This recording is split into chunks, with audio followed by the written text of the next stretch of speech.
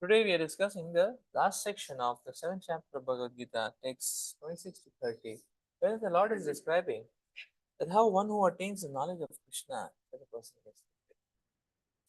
We have seen the sections, subsections of Krishna's giving knowledge about himself.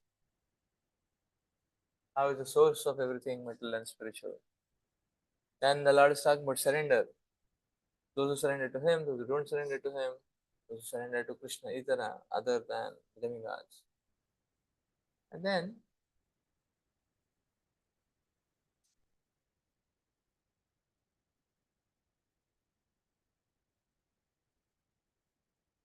so now, how a person who has this knowledge of Krishna, how such a person gets can get liberated? That is what is going to be discussed today.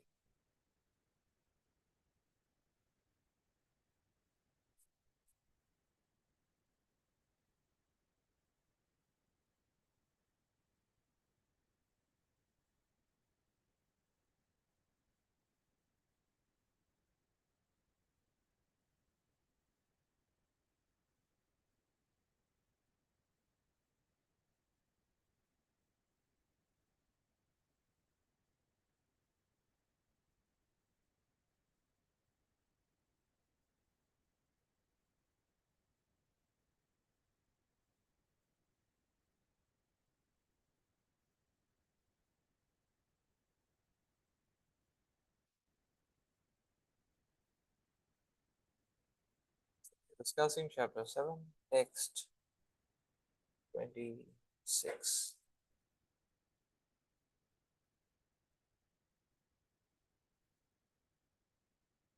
Vedaham samakitani vartamani charjun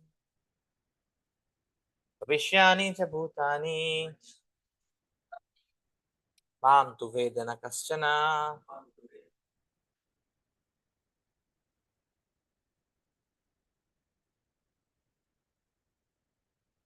Varjana is the Supreme Personality of Godhead. I know everything that has happened in the past, all that is happening in the present, and all that is yet to come. I also know all living entities, but me, no one knows.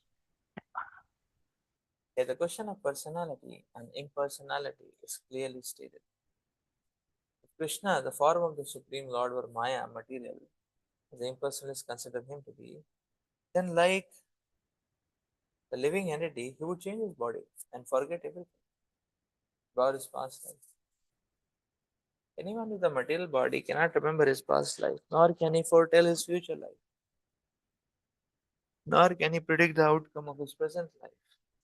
Therefore, he cannot know what is happening in the past present. Unless one is liberated from material contamination, he cannot know past, present, and future. Unlike the ordinary human being, Lord Krishna clearly says that he completely knows what happened in the past, what is happening in the present, and what will happen in the future.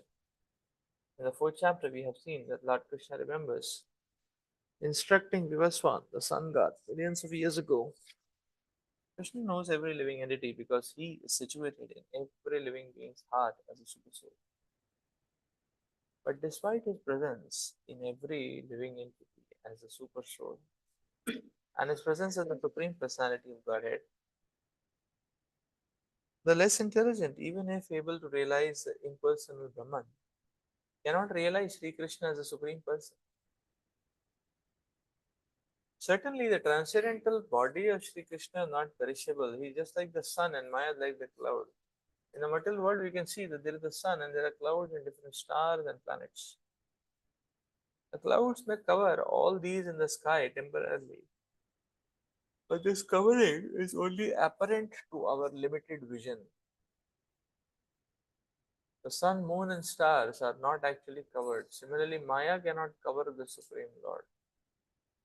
By his internal potency, he is not manifest to the less intelligent class of men. As it is stated in the third verse of this chapter, out of millions and millions of men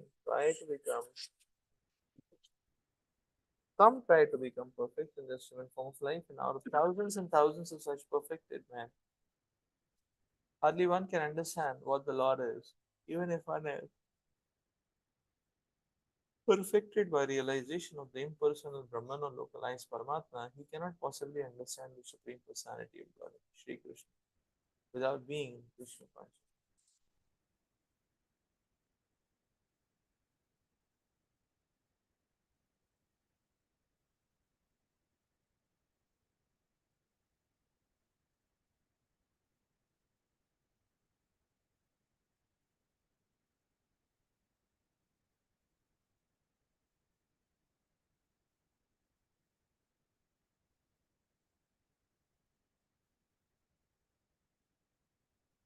O Arjuna, as a Supreme Personality of Godhead, I know everything that has happened in the past, all that is happening in the present, and all things that are yet. I also know all the living entities, but me, no one.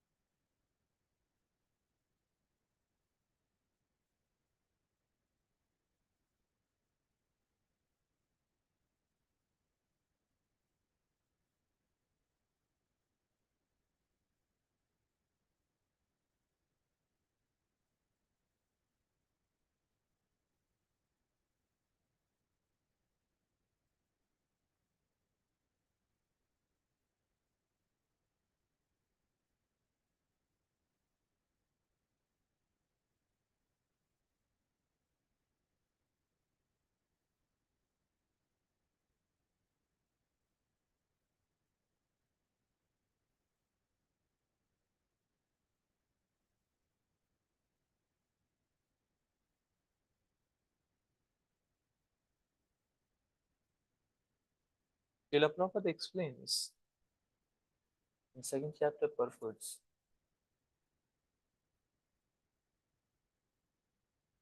that this entire universe is like the body of the Supreme.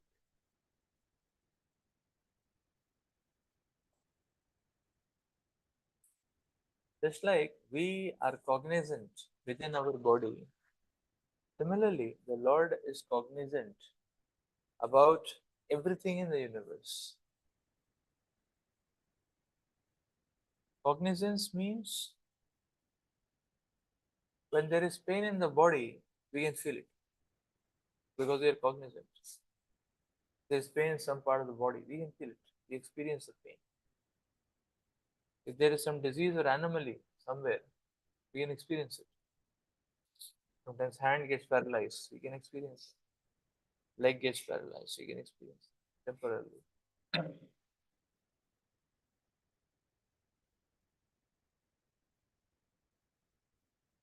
That is, so the Supreme Lord is cognizant about anything and everything which is happening around in this world, about each and every body also. If some problem is there in my body, two people are cognizant of it, me and the Supreme.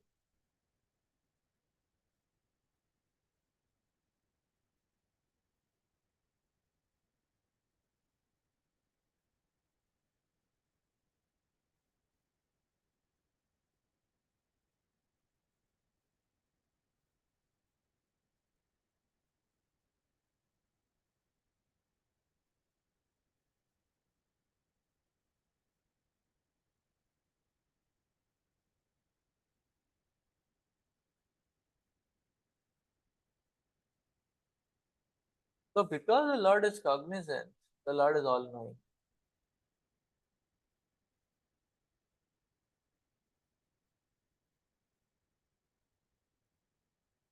So cognizance is, and how is the cognizance? Because cognizance comes because of presence. I'm present in this hall, so I'm cognizant of whatever is happening around. cognizant. I know, okay, who are the devotees there? Some some bird comes in, we can get to know, we are there in the room present. So therefore, Krishna is present in Andantarastha, Paramanuja. So he's cognizant. He's present. His eyes are everywhere. He's seeing. That's why he's cognizant.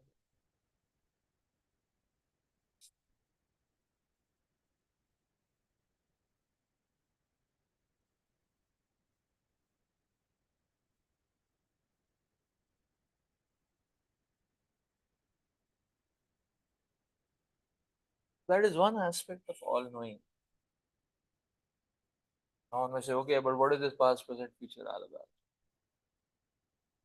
Interestingly, past, present, future, the knowledge of past, present, future is also a feature of all knowing. Why? Because time is a temporary manifestation. So what is past, what is present, and what is future? It's temporary. So these now the time is a temporary manifestation. That means the time scale is with respect to Krishna. It is the temporary.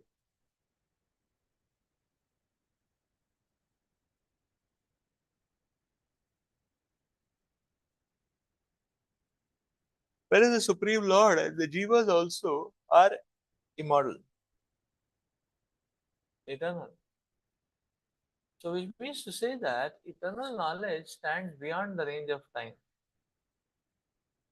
Because the range of time will come, do some temporary transformations, and then finish. Comes and finishes. Krishna is beyond it. And therefore he knows everything, past, present, future. For us to know future, we have to not train our AI engines over the past and validate them with the present and then predict the future like that. But Krishna doesn't have to work so hard because everything is within him. Past, present, future, the entire time cycle is there within Krishna.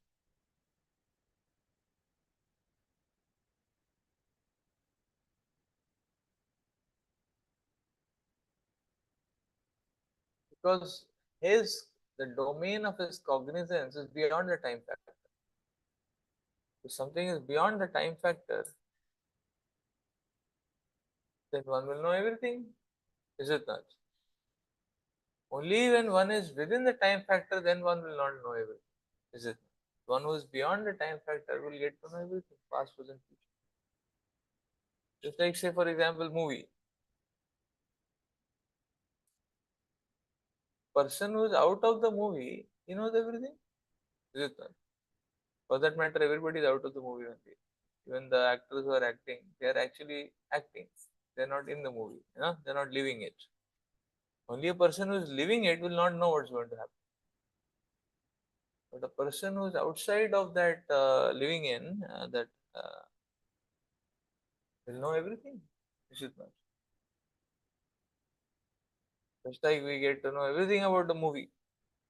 Is it not? So we know, okay, this fellow is, sometimes children are giving commentary. Now this fellow will beat up 50 people. Now this fellow leg will be broken, he'll be in hospital. So they mugged up everything. That doesn't mean they are fully cognizant. You see, the principle is one who is outside of a setting will be knowing everything in that setting. Only a person who is within the setting will not know what's happening.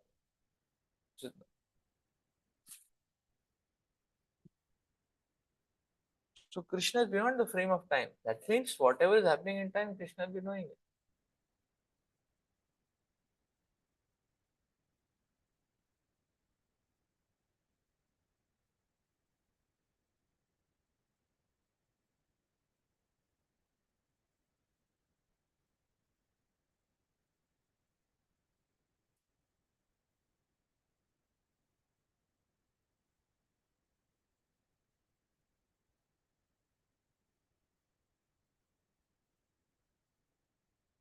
So you see, our consciousness is limited, and therefore our vision is limited.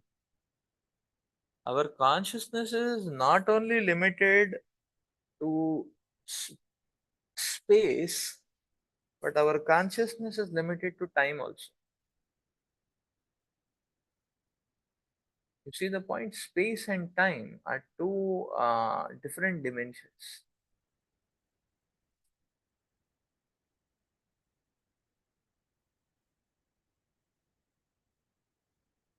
And space is also relative, and time is also relative. Space is relative. Satyuga, people get huge bodies. You get very small bodies. Animal body, plant body. Space is limited. Space is relative. Time is also relative.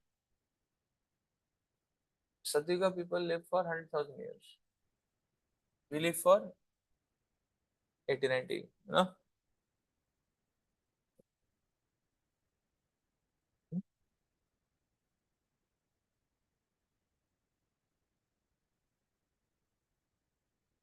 So both are relative concepts.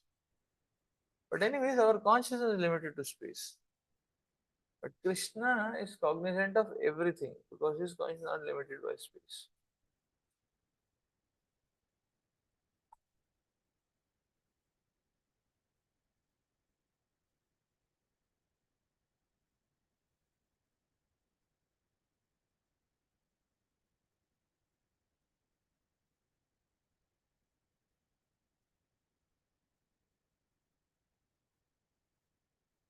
So our vision is limited to time. If you try to understand. So because what is the limit? The limit is present. But also not fully. Sometimes we are present, still we are not cognizant because we are lost. It happens in Bhagavatam classes. They are present. Then you say, okay, my dear Prabhu, no? And then I say, huh?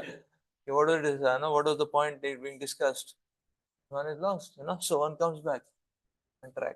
So you see, we are not fully cognizant of the present also sometimes. What to say of the past? We are not fully cognizant of the past. Because now, Mr. Why we are not fully cognizant of the past? I have experienced it, I know it. What is the first time when you fell ill? Do you know that?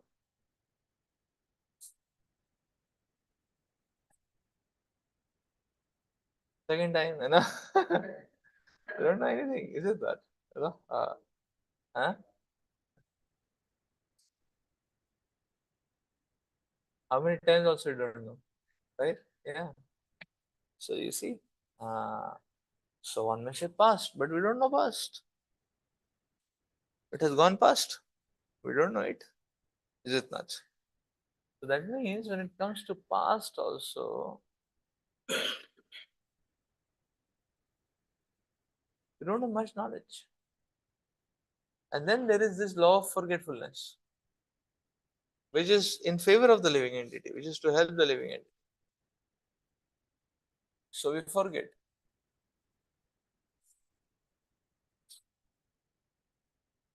Some people forget facts and figures. Some people forget, something. We forget.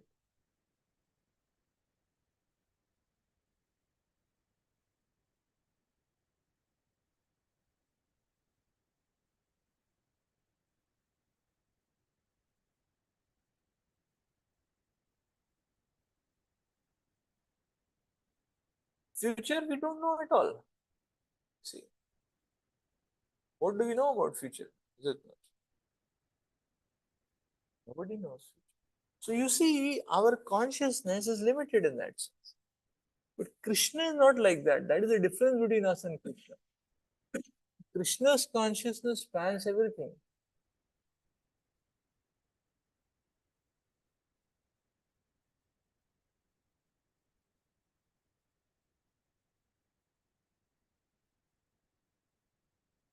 So this material world is a tiny, petty playground for Krishna. No?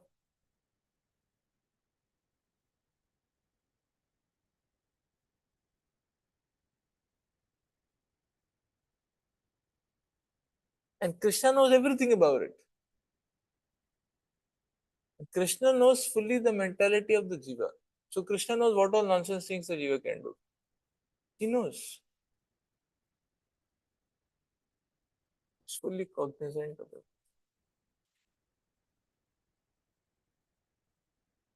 This is the vibhuti of the Supreme. Yes.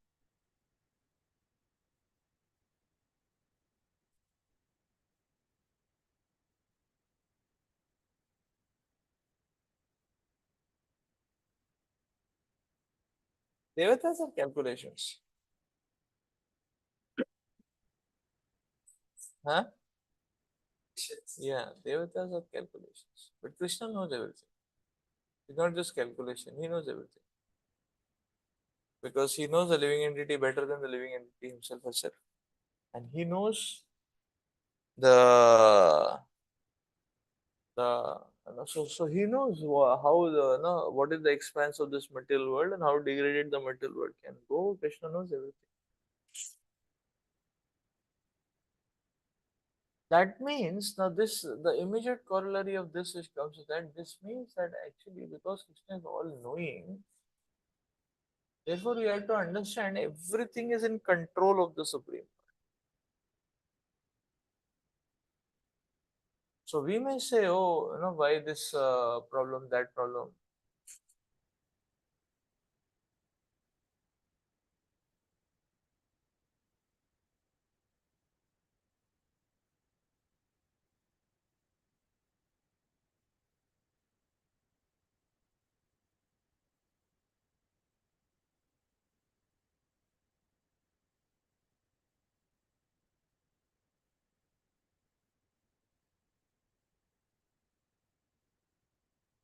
So the immediate corollary of this all knowing is that everything is in Krishna's control. So we think things are going topsy turvy, things are breaking apart, there is terrorism, there is cruelty, and so on. Actually, you have to understand that uh,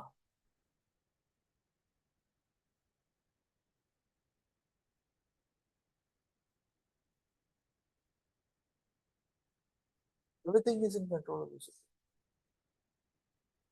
So the world cannot be damaged beyond the Krishna's sanction.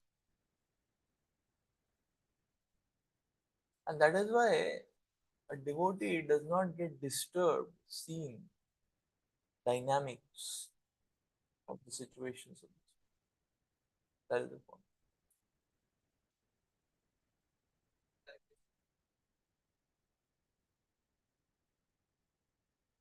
Yes.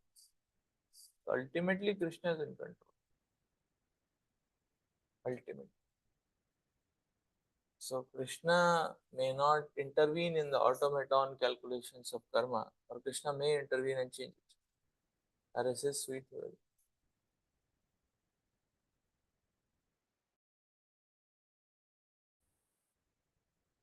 See, it is just like I may say, okay, how can Krishna allow somebody to die in terrorist attack or something? Okay.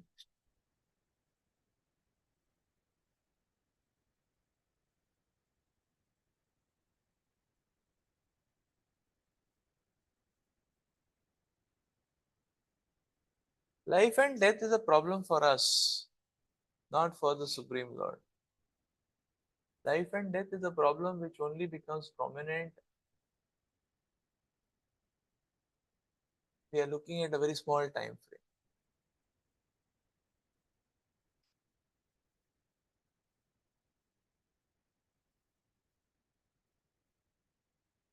Rather, death is not a very uh,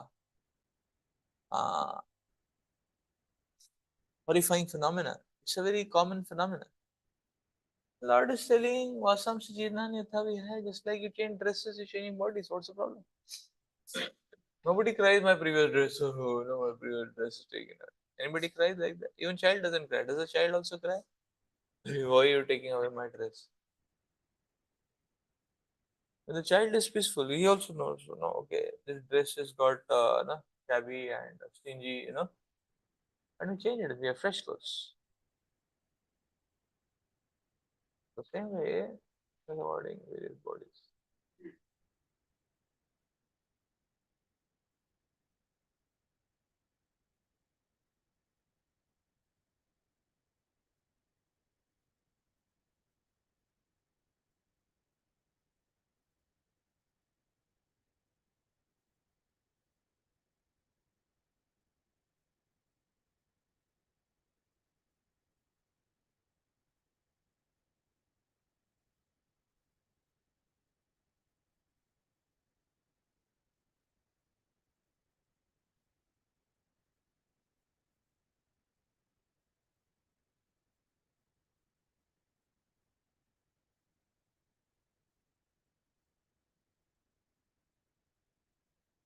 So many times, actually, what happens is that Krishna allows the matrix of the material world to move the way the matrix of the material world moves.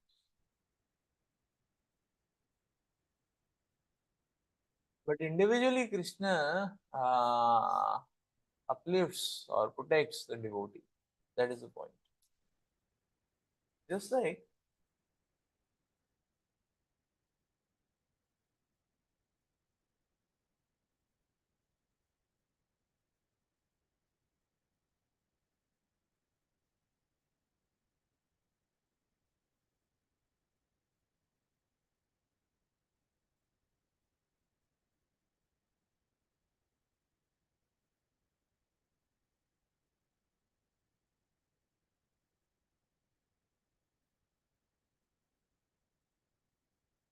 say for example, so I was applying for PhD. So I had got four PhDs in Singapore, uh, two from NUS and two from NTU. And of them four, I was thinking of going to one professor from NUS. So had given me a PhD offer, that official PhD letter scholarship from NUS had come also, Singapore. So now he understood my case, my need, whatever, I made, and I was talking. I told him I need 4 months in India, you know, because I do some tribal things, tribal, like that. I told him, but he can understand that much. And he said, okay, I'll check with the NUS management. And he checked, he came back, he said, oh, 4 months will be a little too much. And I said, but what we can do? Huh? He said, you reject the offer. You reject the offer. Okay. She's saying, anyways, no, because I will not go. No, if no such holidays.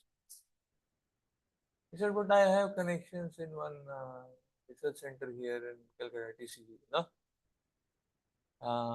you complete your PhD, what you are already doing, and you take a postdoc there, and I'll guide you. You got the point?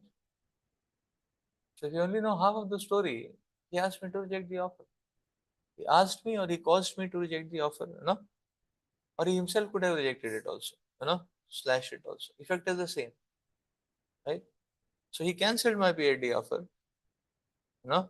In one way, it looks at okay, it's finished, is it not? You know, but individually, he has given me a better proposal, is it not? Individually, he gave me a better proposal, which was quite suitable for me. So I could do my other services also, and along with that, I could do PhDs. Right? At that time, he had given me a better proposal. So in the same way, the Supreme Lord may take away the body of a person through metal nature, through like that. But the Supreme Lord always will, arrange for better situation. You understand? Does it make sense? Just like this professor, he got my PhD offer cancelled through me only, but no, it was his idea only. He got my PhD offer cancelled. Now I'm sorry, finished. Identity finished. Same as death. But then he arranged something which is much more better than what was here. according to my needs, my level. Is it not? This is what the Supreme Lord is.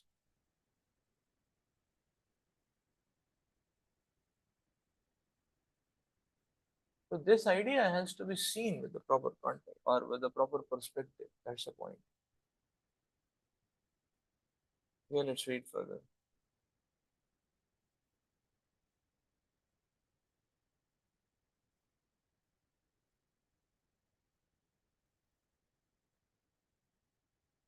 And why we cannot imitate this? Because Krishna can take life, Krishna can give life also.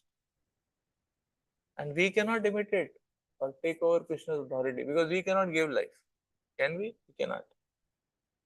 Ichha dvesha samuthena dvandvamohena bharata sarvabhutani sammoha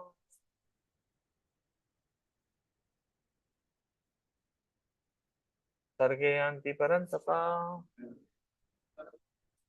Oskiana Bharata, conqueror of the foe, all the living entities are born into delusion, bewildered by the dualities, arising from desire and hate.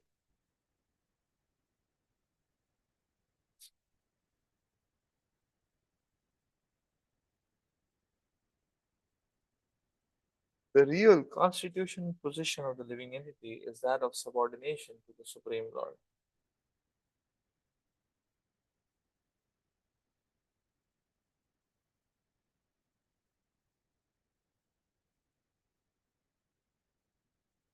Who is pure knowledge? When one is deluded into separation from this pure knowledge, he becomes controlled by the illusory energy and cannot understand the Supreme Personality of God.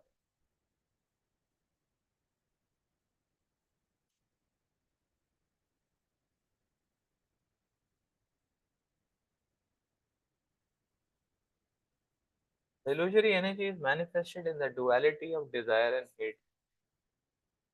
Due to desire and hate, the ignorant person wants to become one with the Supreme Lord and envies Krishna as the Supreme Personality of God. Pure devotees who are not deluded or contaminated by desire and hate can understand that Lord Sri Krishna appears by his internal potencies. But those who are deluded by duality and nescience,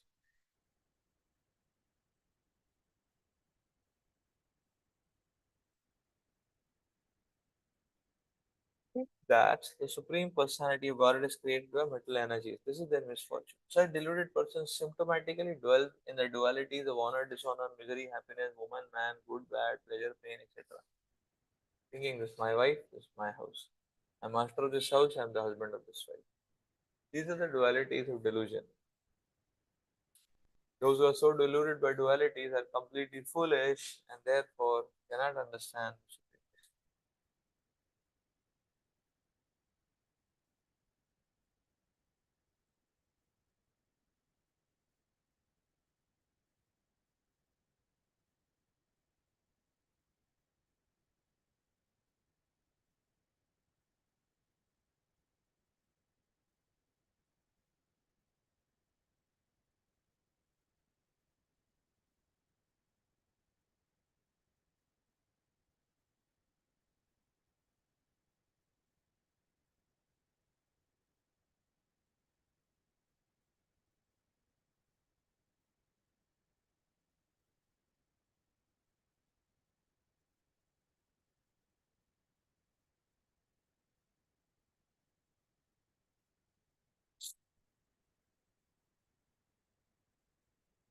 And the Lord is explaining that illusion is exercised through this principle of duality. There is duality in this world. And the illusion of the living entity is exercised through this principle of duality.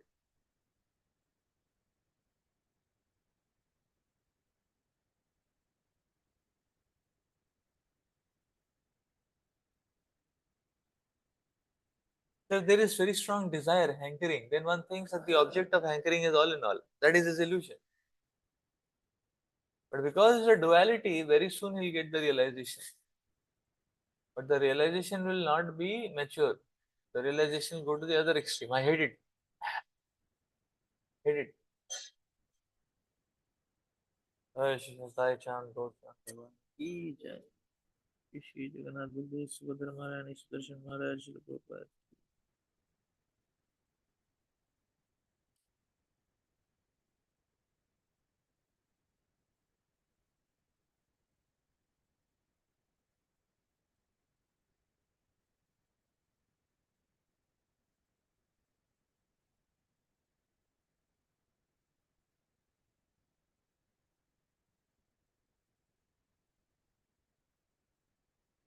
So that means our desire is illusion and our aversion is also illusion. When a person is hankering, person thinks that if I don't get this, I will die. I cannot live. It's illusion. And a person is hating, and a person thinks if this exists, I cannot exist. I cannot tolerate it. That is also illusion. So this duality is a perfect mechanism which keeps a living entity into a very deep state of illusion continuously.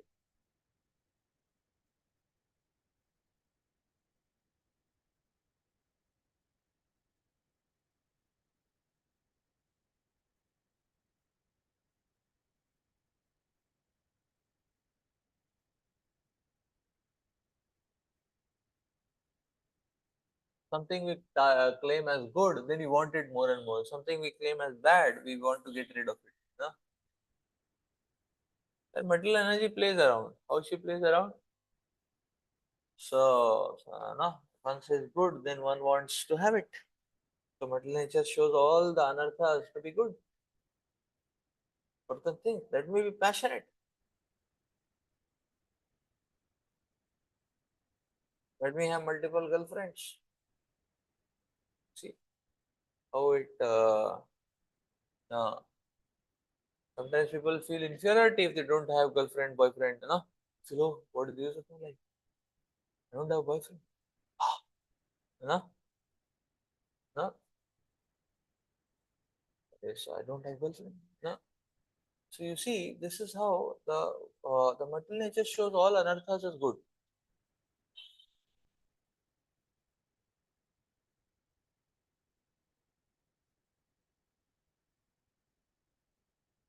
The material nature shows, you know, and what does the material nature show us as bad? You know, husband will see his wife as bad. You know, in-laws as bad. In-laws see the daughter-in-law as bad. You know, perfect recipe to make one completely miserable. Is it not? As soon as name tag, then one wants to get rid of it. But you cannot get rid of it. It's not so easy to get rid of immediate relatives or something like that. Not very easy. Yeah, possible, but very mentally taxing and a lot of stress and a lot of problems. So you see, this is how mental energy does. So this labeling. So now Krishna is telling her, why are you getting lost in labels? You judge everything by its quality. Why are you judging things by its labels? No, no, no, no. This is bad. This is good. I want good. I don't want bad.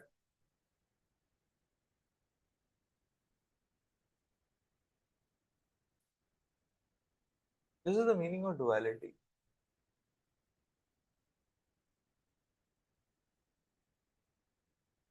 So what we think is good, we don't get it. When we get it, it's detrimental. And what we think is bad, we then don't get rid of it. And we get rid of it, we lament. Oh, like Ajamil is lamenting.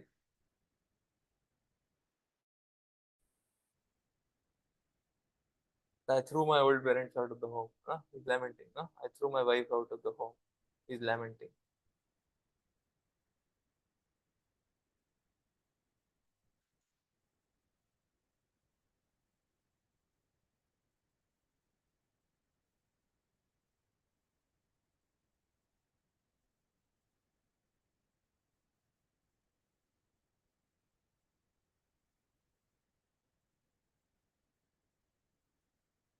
So we have to rise beyond duality. In this material world, everything is having duality. People also behave in a dualistic fashion.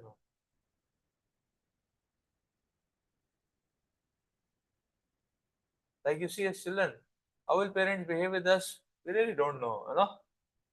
Someday you get up, and you come in front of them, they say, "Oh, my darling, you're such a nice boy. It's a very nice, very good, And they are, patting and everything, very nice going on. Take this halwa, you know. Next day you get up from sleep, take a bath, and come in front of them and say, "आ गया rascal," है ना? अरे क्या हो गया? मैंने क्या किया है ना? Like that, So you really don't know, how to behave, है ना?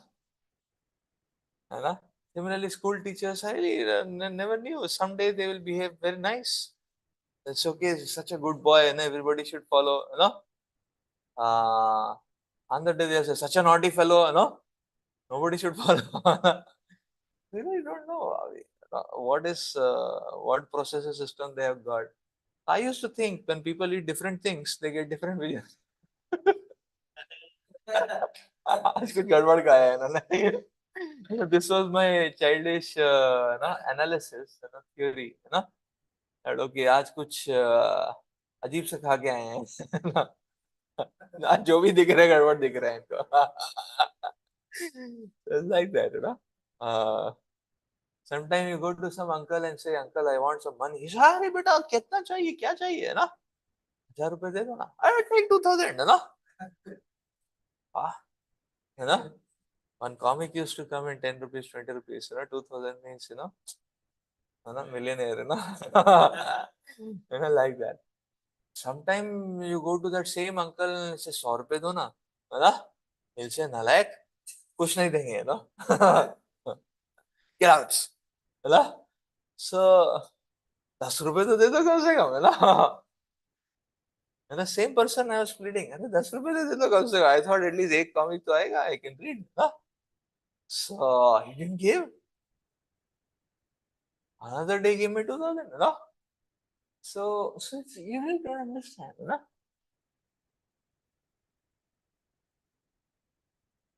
who's friend, who's enemy. We really don't understand. Sometimes we label some people as friend, next day they'll box us, अरे इसको तो friend label किया था ना. I take back my label, Yeah, so uh, and sometimes we go to fight with an enemy. This person serves Mahaprasad, We are wondering, अरे ये हो क्या रहा है है Then we change the label of the enemy. Next day again he'll box us, So one is like this state of, no, this is material world actually. Duality. So the duality is a very, uh, uh, very, it's a very powerful trap, you see. To do what? Powerful trap to do what? To, to further the illusion of the living entity. That's what the Lord is explaining here. Real duality में फंस गए, what it will do? Further the illusion of the living.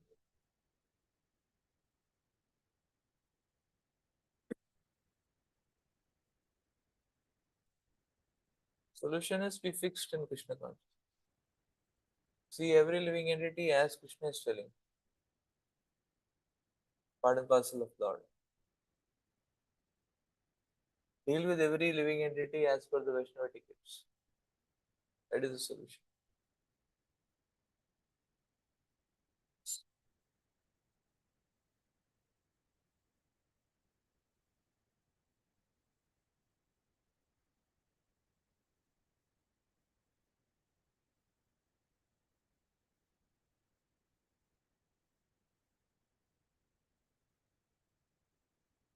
Twenty-eight.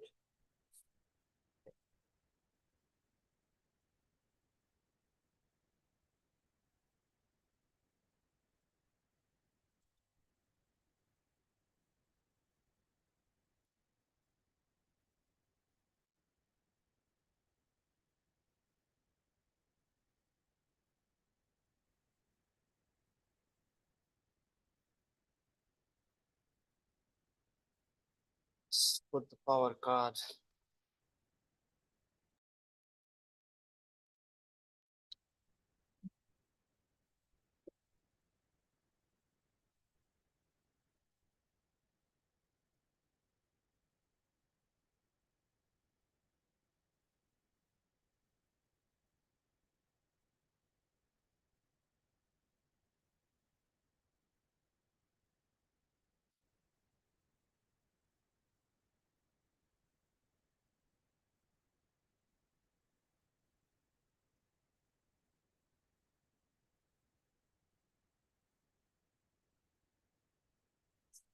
Yeah, bad people are not real. It's just illusion. So nobody is bad. You know? Prabhupada proved it. You know? Prabhupada proved it. Many of these so-called hippies, they were claimed as bad by the American government only. Prabhupada proved that they are not bad. Is it not? They're not bad. They're not mad. No?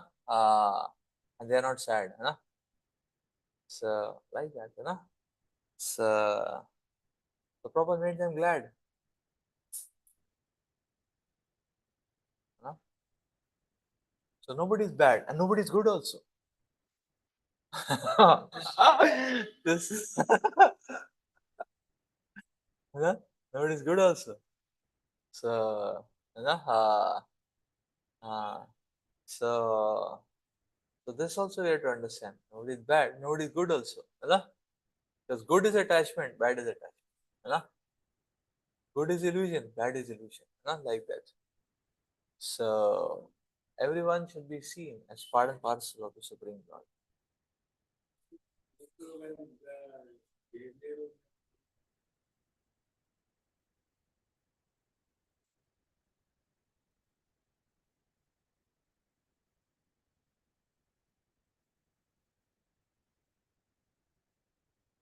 Yeah, that is why we deal with uh,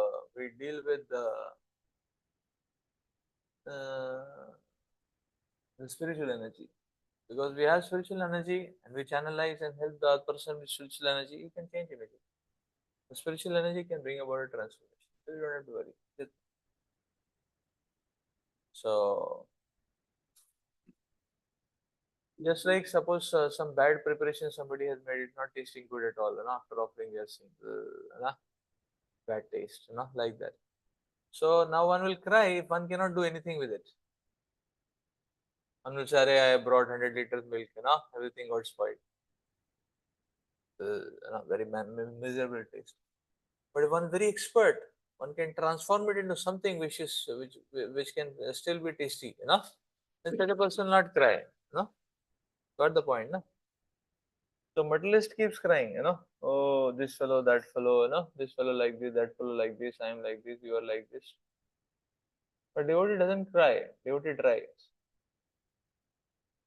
to change, transform through the spiritual energy. Right, no? Yes.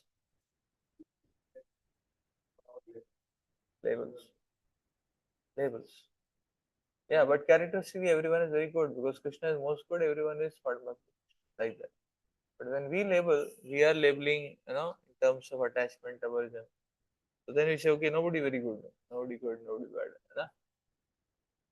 So neither develop attachment nor develop aversion. Both are the two sides of the same coin.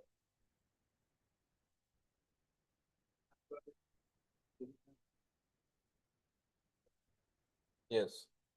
Okay. So Prabhupada did not reject anyone. Prabhupada did not say, that okay, you are not qualified. You are good for nothing. Their families would have said like that.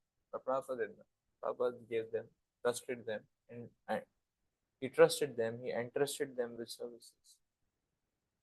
Uh, Cared for them, he gave them advice, and he trained them. And that's what we had to do also. So let's read further.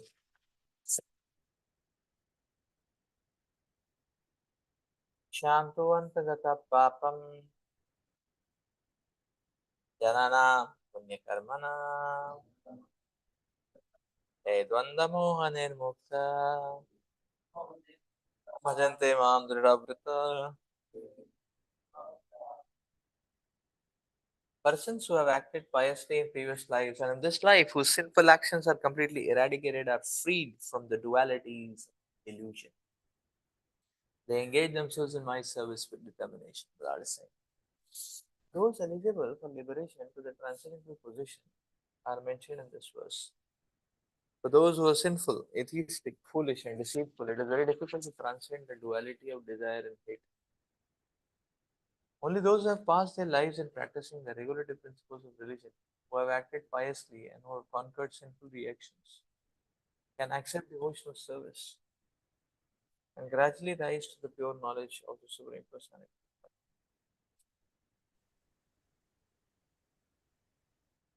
Then gradually they can meditate in trance on the Supreme Personality of Godhead.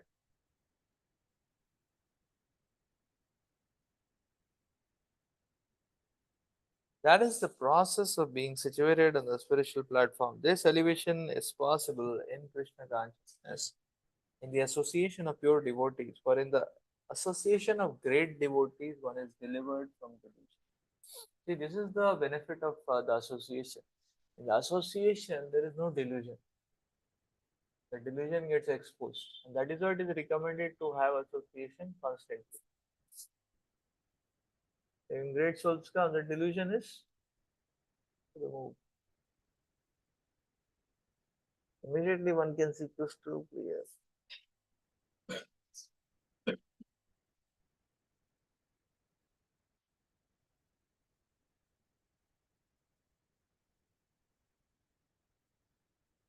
It is stated in Srimad Bhagavatam 552 that if one actually wants to be liberated, one must render service to the devotees. Mahatswaram Sevam Dvaramahurvimukti. But one who associates with materialistic people is on the path leading to the darkest region of existence. Tamodvaram Yoshitam Sangi Sangam. All the devotees of the Lord traverse this earth just to recover the conditioned souls from their delusion. The impersonalists do not know that forgetting their constitutional position as subordinate to the Supreme Lord is the greatest violation of God's law. Unless one is reinstated in one's own constitutional position,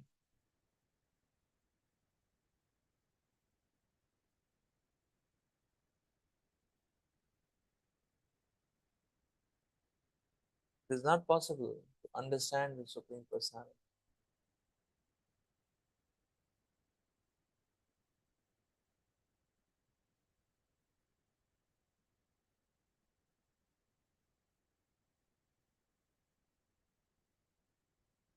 And we fully engage in its transcendental service, loving service with it.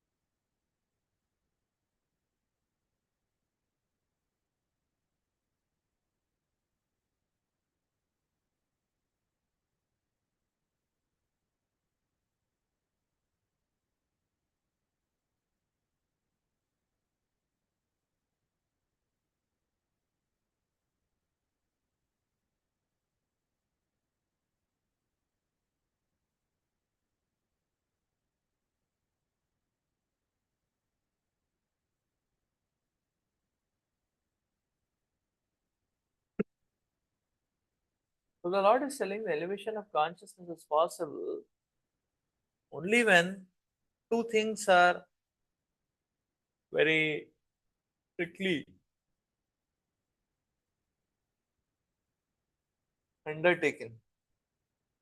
One is acting piously.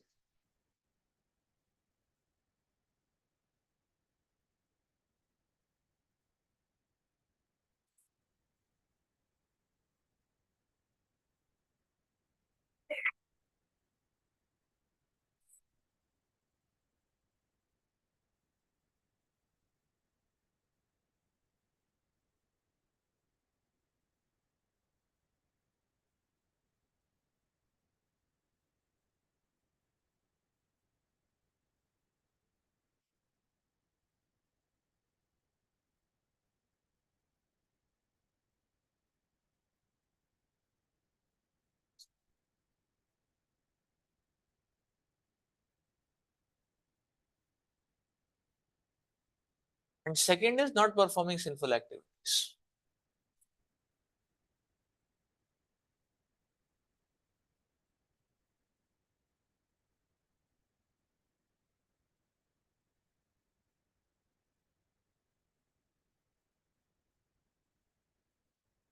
So which means the pious means as per the directions of the scriptures. That is called as pious action. Pious action means as per the direction of the scriptures. That is one thing we just mentioned. So if one always acts as per the direction of the scripture, that's called as acting piously. In pious action, one does not develop attachment to the sense of things. So this is what is mentioned, that therefore this gives a very powerful way.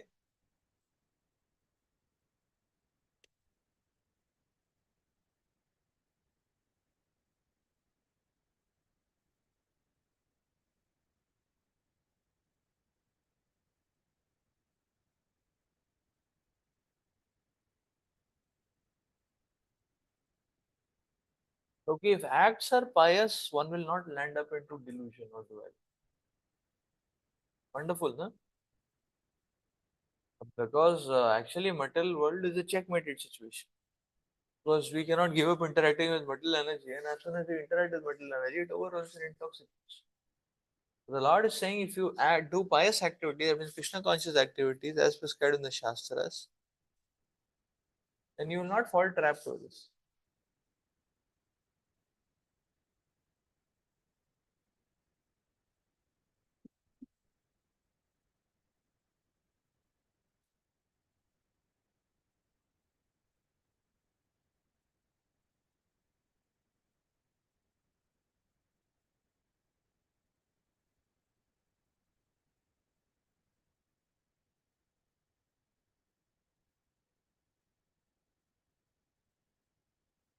The second, the Lord is saying refraining oneself from sinful acts. So even if one is very happy indulging in pious activities, it is possible that owing to previous sanskaras, one may get a little craving for such gratification.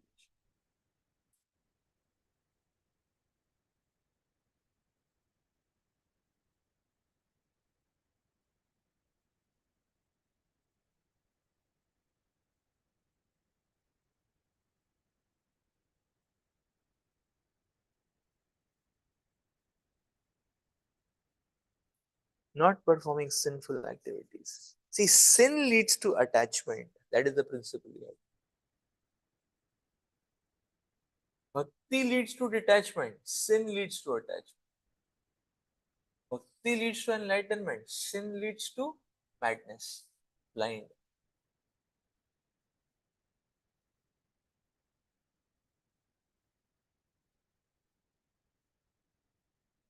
So it is not what we are handling, but it is which path we are undertaking is what will decide what effect will come to us.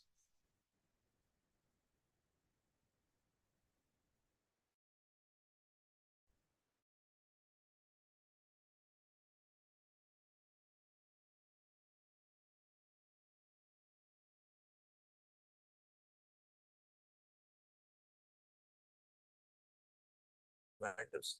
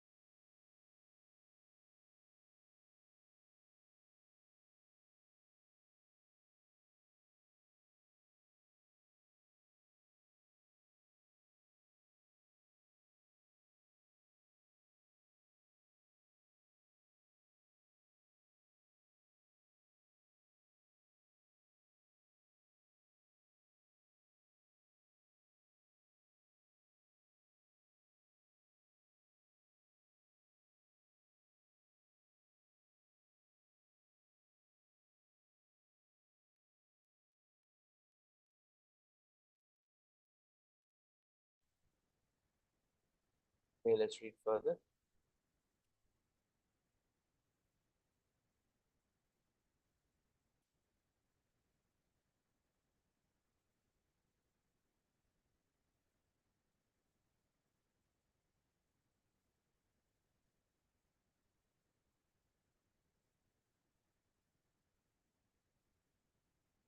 Taramarana mokshaya कामाश्रित्य यतन्ति ते ब्रह्म तद्विदु कृत्स्नम् अध्यात्मां कर्म चाखिलम्. Okay, intelligent persons who are endeavoring for liberation from old age and death take refuge in me in devotional service. They are actually Brahman because they entirely know everything about transcendental activity. So, birth, old age, disease, and death affect the body, not the spiritual body, material body. There is no birth, old age, disease, death for the spiritual body. So, one who attains the spiritual body becomes one of the associates of the Supreme Personality of Godhead and engages in eternal devotional service. And such a person is liberated. Aham Brahmasmi, I am spirit. It is said that one should understand that he is Brahman, spirit soul. This Brahman conception of life is also in devotional service, as described in this verse. The pure devotees are transcendentally situated on the Brahman platform and they know everything about the transcendental activities. So, four kinds of impure devotees who engage themselves in the transcendental service of the Lord achieve their respective goals. And by the grace of the Supreme Lord, when they are fully Krishna conscious, they actually enjoy spiritual association with the Lord.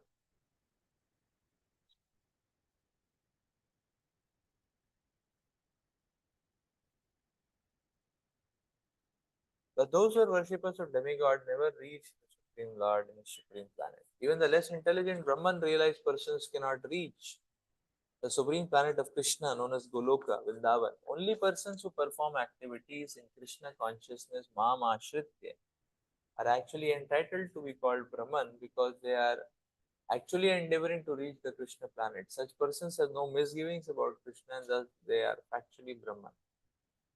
Those who are engaged in worshipping the form or archa of the Lord,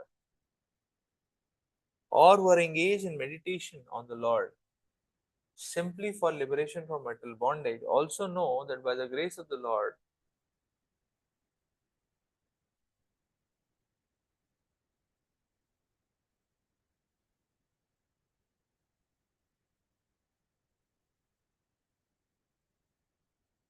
so they know the purports of Brahman, Adi Bhuta, etc., as explained by the Lord in the next slide.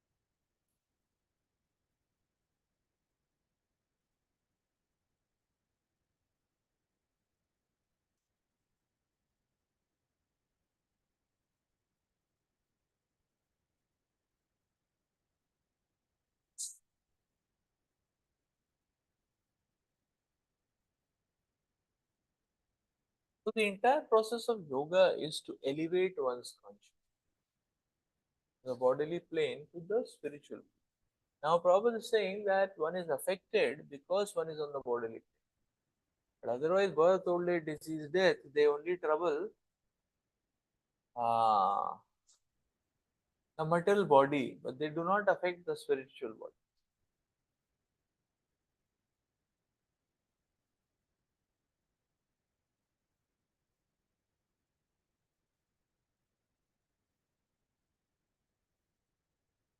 Let's read further.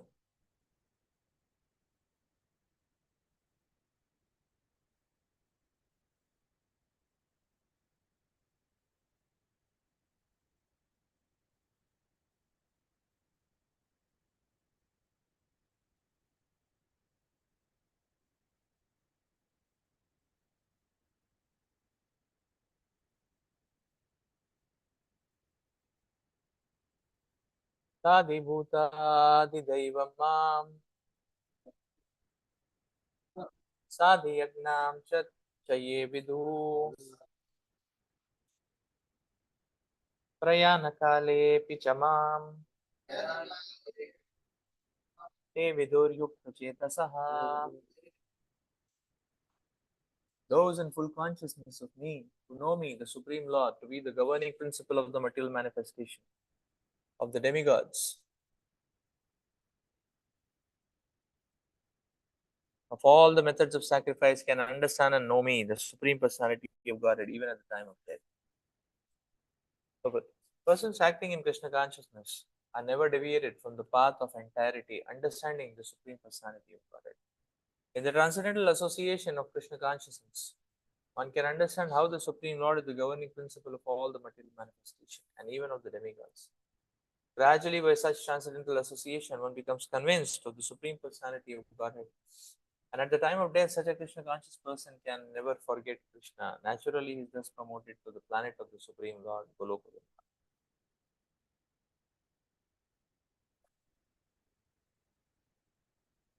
So, how one can become fully Krishna conscious? This is what 7th chapter is explaining. So, here it said that it begins with association of persons, Krishna conscious persons. This association puts one in touch with the Supreme Lord. Then one can understand Krishna. At the same time, one can understand one's constitutional position. How he forgets Krishna, how he becomes entangled. So, in good association, there is gradual development of Krishna consciousness. Then the living entity can understand that due to forgetfulness of Krishna has become conditioned by the laws of material nature. You can also understand that human form of life is an opportunity to regain the Krishna consciousness, and it should be fully utilized to attain the causeless mercy of the God.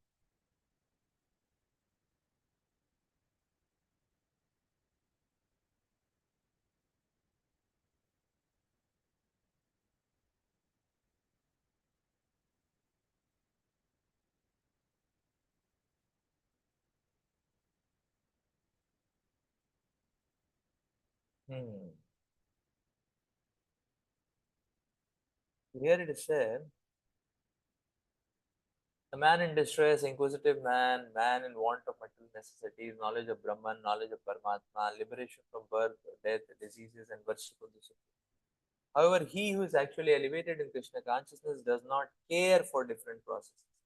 He simply directly engages himself in the activities of Krishna consciousness and thereby factually attains his constitutional position as an eternal servitor of Krishna. In such a situation, he takes pleasure in hearing him and glorifying the Supreme Lord in pure devotional service. He is convinced that by so doing, all his objectives will be fulfilled. This determined faith is Vrita, and it is the beginning of Bhakti Yoga or transcendental devotional service. This is the beginning of all, verdict of all the scriptures. So, the 7th chapter of Bhagavad Gita is substance of that conviction.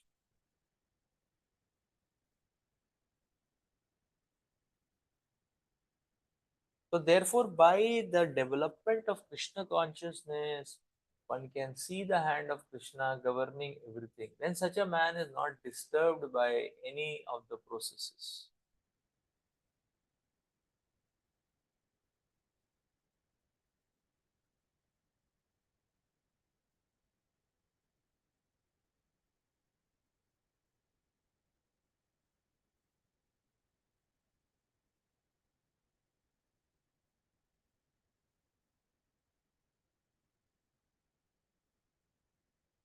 So Prabhupada is telling so succinctly and precisely that such a man does not care for, or such a devotee does not care for the different processes. What is happening? Different processes, ups and downs, crescent troughs, what is happening? One is simply steadfast on bhakti because one understands that everything is in Krishna's control. And therefore, let me not be disturbed or swayed off by these dualities which are coming to pick me up or hijack me and take me away from Krishna. So one rather catches hold of Krishna so that one is not shaken up or taken off, taken apart. So,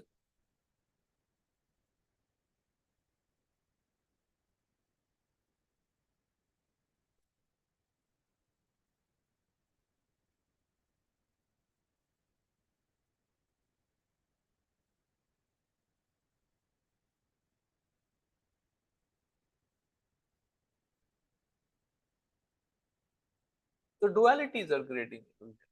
Get out of dualities. One needs association. Association exposes this illusion, the dualities. And one understands that whichever polarity of duality, one should understand by knowledge, by experience, whichever polarity of duality, it will only create more misery in my life because it only expands my illusion. And therefore, devotee is steadfast in serving Krishna.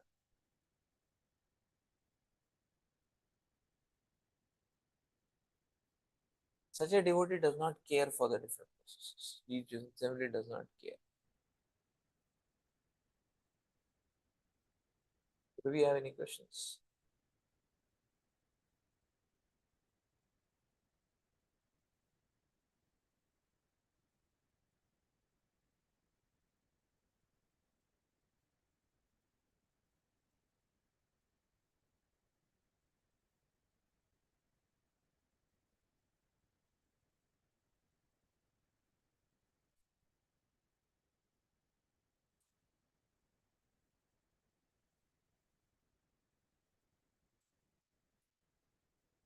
Yeah. So some people are doing good activities, pious, but they're not accepting Krishna. Why? Because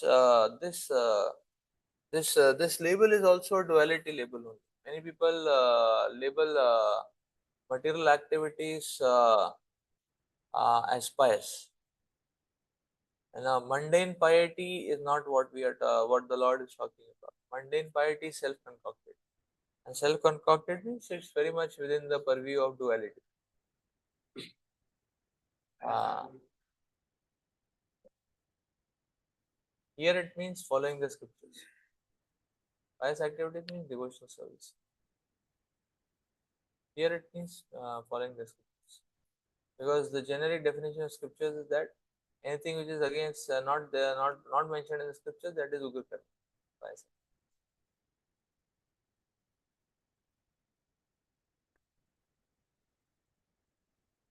So yes, ugra karma means sinful activity.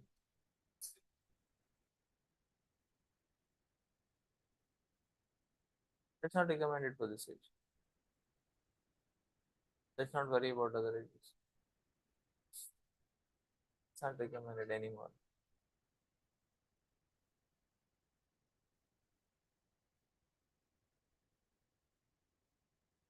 Okay, let's stop here for today. Srimad Bhagavad Gita ki jai, Srila Prabhupada ki jai. Jai Bol.